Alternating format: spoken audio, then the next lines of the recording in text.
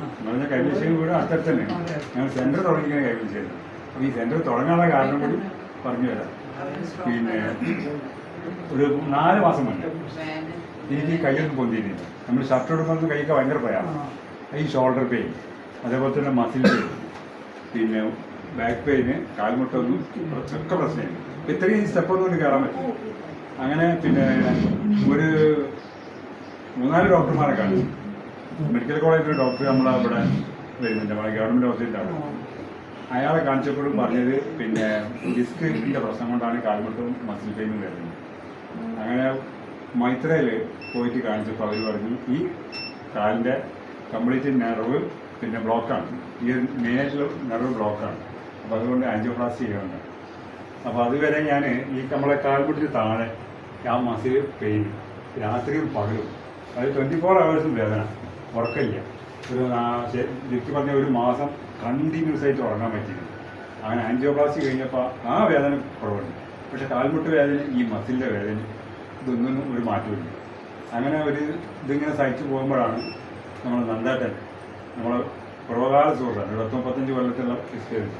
അപ്പോൾ എപ്പോൾ കണ്ടാലും എന്നോട് ചോദിക്കല ആരോഗ്യ പ്രശ്നങ്ങളാണ്. അപ്പോൾ എന്നോട് പറഞ്ഞെങ്കിൽ ഒരു ക്യാമ്പ് ഇവിടെ വെച്ചിട്ടുണ്ട് ബസ് സ്റ്റാൻഡിൽ. അവരൊരു ഹാൾ മീറ്റിംഗ് ഹാളുണ്ട്. അവിടെ വന്നപ്പോൾ കുറേ ആളുകൾ, പിന്നെ അന്ന് അതിൽ പങ്കെടുത്ത ആളുകളാണ് അവിടെ ആ മീറ്റിംഗ്. അങ്ങനെ അവിടെ അതിൽ കയറി നമ്മളീ മിഷനറി, ഇതും നമ്മളാ 2 മിഷനറിയിൽ അതിൻ്റെ പിന്നെ ഒരു 15 മിനിറ്റ് ഈ മിഷനിലും ഒരു അരമണിക്കൂർ മറിച്ചു. അപ്പോൾ നിന്നപ്പോഴത്തെ എൻ്റെ കൈ അവിടെ നിന്ന് ഇറങ്ങിയപ്പോൾ കൈ പൊങ്ങാൻ തുടങ്ങി. അപ്പോൾ ഇതും തന്നെ ഒരു ആത്മവിശ്വാസം വന്നത് ഇതുകൊണ്ട് നമുക്ക് രക്ഷപ്പെടാൻ പറ്റുന്നു. അങ്ങനെ ഞാൻ ഇവരോട് ചോദിച്ചു, പിന്നെ ഇനി അടുത്ത ഇത് എന്ത് ചെയ്യണമെന്ന്. അപ്പോൾ ഇവർ നടക്കാവിൽ വരെ അതേപോലെ സെൻ്റർ ഉണ്ട്.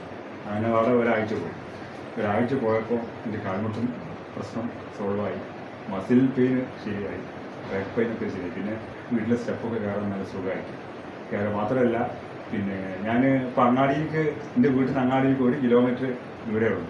അത് 4-5 പിന്നെ ഇത് ചെയ്തിട്ടാണ് പോകുന്നത്. അതായത് ഒരു 10 മീറ്റർ പോയാൽ പിന്നെ ഒന്ന് നിൽക്കണം, പിന്നെ ഒരു 2 സെക്കൻഡ് കഴിഞ്ഞാൽ അത്രത്തോളം നടക്കാം. അങ്ങനെ അങ്ങാടി പോയിരുന്ന ആൾ ഇന്നിപ്പോൾ ഒരു 4 കിലോമീറ്റർ സുഖമായിട്ട് നടക്കും, ഒരു പ്രയാസമില്ല. അങ്ങനെ ഇപ്പോഴാണ് എൻ്റെ അടുത്ത സുഹൃത്ത്, പിന്നെ ഒരു എക്സ് പ്രവാസിയാണ്. അവർക്ക് ഇതേമാതിരി ഇതേമാതിരി പഞ്ച് ചെയ്തിട്ട് 4 ഡോക്ടർമാരെ കാണിച്ചിട്ടും പിന്നെ ഒരു ആശ്വാസമില്ല. ഇന്ത്യത് കണ്ടപ്പോൾ പറഞ്ഞു ഞാനും പറയാം. അങ്ങനെ പുള്ളിൻ്റെ കൂടെ ഒരു ദിവസം പറഞ്ഞു. പുള്ളിക്ക് അന്ന് തന്നെ ഒരൊറ്റ ദിവസം കൊണ്ട് റിസൾട്ട് വന്നു. അപ്പോൾ തിരിച്ചു വരുമ്പോൾ എന്നോട് പറഞ്ഞു നമുക്ക് നമ്മുടെ നാട്ടിൽ തുടങ്ങിക്കൊടുക്കണം. നമുക്ക് അതിനെപ്പറ്റി സംസാരിക്കാറുണ്ട്. അങ്ങനെ സാറിനോട് ഞങ്ങൾ സംസാരിച്ചു. അപ്പോൾ തൊട്ടടുത്ത ദിവസം സാർ അവിടെ ഒരു വിസിറ്റിംഗ് ഉണ്ട് ഇവരുടെ സെൻറ്ററിൽ. അവിടെ ചെന്ന കാര്യങ്ങളൊക്കെ സംസാരിച്ച് പിന്നെ ഞങ്ങൾ റൂം കണ്ടു. ഒരു റൂം വന്ന് നോക്കി, കുഴപ്പമില്ല. അങ്ങനെ ഞങ്ങൾ മിഷനറി ഓർഡർ ചെയ്ത് ആ മാസം തന്നെ പിന്നെ ഞങ്ങൾ അവിടെ ഉദ്ഘാടനം നടത്തി അന്ന് ഒരു 100 ചില്ല ആളുകൾ വന്നിരുന്നു. ഈ 100 ചില്ല ആളുകളും അന്ന് ആ മിഷനറി ഉപയോഗിച്ച് അതിൽ ഒരു 10-20 പേര് ഡെയിലി അവിടെ വന്നിരുന്നു. 21 ദിവസമാകും പലരും വീട്ടിൽ നടക്കാൻ പറ്റാതൊക്കെ എണീറ്റ് നടന്നുണ്ട്. ഇന്നും ഇപ്പോൾ അവിടെ ഒരു അർമ്മഘട്ടം നടക്കാറുണ്ട്. ഇവർക്കൊക്കെ നല്ല വരിക, ഇവർ വരുമ്പോൾ അപ്പോൾ വരും. അയാൾ നടന്ന് പബ്ലിസിറ്റി ചെയ്യാണ്.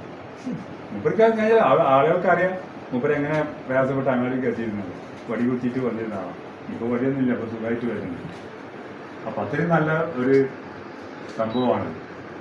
അപ്പോൾ എവിടെ നമുക്ക് സെൻറ്റർ തുടങ്ങാൻ പറ്റുമോ അവിടെ തുടങ്ങാം.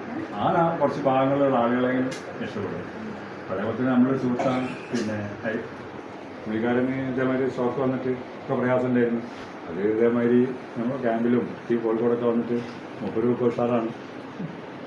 അപ്പോൾ അത്തരത്തിലുള്ള അനുഭവങ്ങളാണ് ഇത് പറയാനുള്ളത്. Okay, thank you.